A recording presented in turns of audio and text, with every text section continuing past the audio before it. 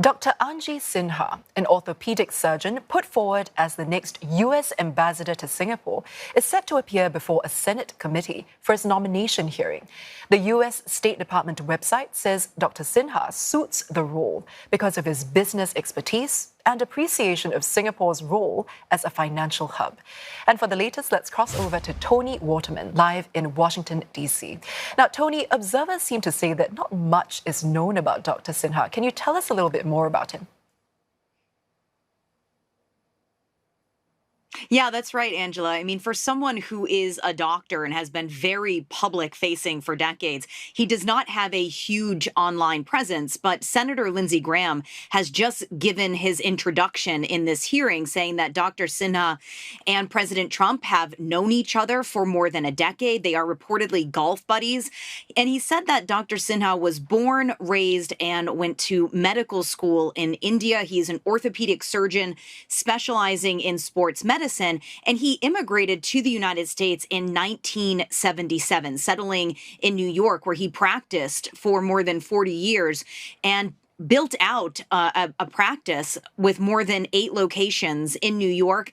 And he has given Dr. Sinha has now given his opening statement, and he was quite nervous when delivering this to the committee, but he really focused on the opportunities that the U.S. has afforded him, saying that he has lived out the American dream and that he feels immense gratitude, and this is a way of paying the United States back.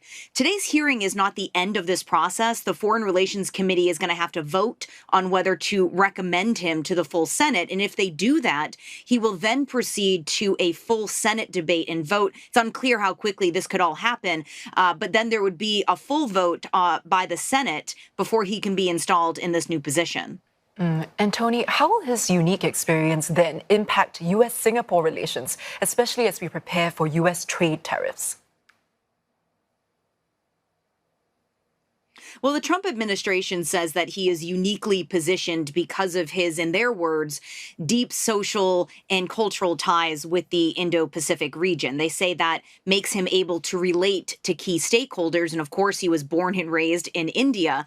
And this is something that he really highlighted in his opening statement, saying not only is he from the region, but he said that Singapore, he knows, is a key partner to the United States, and that the partnership with the Indo-Pacific region is more critical than it has ever been before. And he said that his primary focus is going to be on deepening the U.S. and Singapore's defense and security cooperation and also its economic relationship. Of course, those impending tariffs are likely to be this bone of contention. Singapore is the only country in Southeast Asia that the U.S. has a trade surplus with. And despite that, it's expected to still be straddled with a 10% levy.